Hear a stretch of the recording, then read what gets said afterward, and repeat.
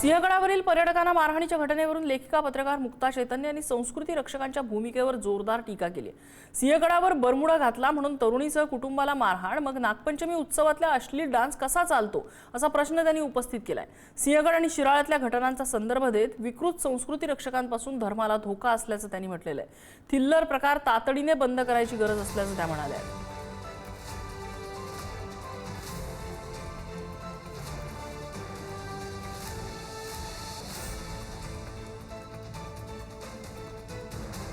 एकीकडे सिंहगडावरती बरमुडा का घातला असं म्हणत कथित संस्कृती रक्षकांनी संपूर्ण कुटुंबाला मारहाण केली आहे, तर दुसरीकडे हिंदूंच्या सणामध्ये अशा प्रकारे अश्लील नृत्य जर होत असेल तर कुठल्या ठिकाणी धर्म बुडवला जातोय हा प्रश्नच आहे।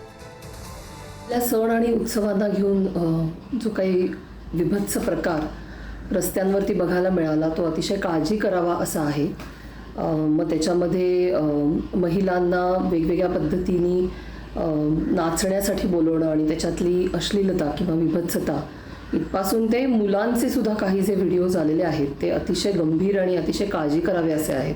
ह्याच्यात अनेक लहान मुलं, अल्पवयीन मुलं आहेत आणि त्यांच्यासमोर हा सगळा धिंगाणा सुरू आहे। तर पॉस्कोच्या अंतर्गत ह्याच्यामध्ये काही होऊ शकतं का ह्याचाही विचार जरूर कायदेतज्ञ लोकांनी किंवा त्या संदर्भात काम करणाऱ्या व्यक्ती किंवा संस्थांनी करावा।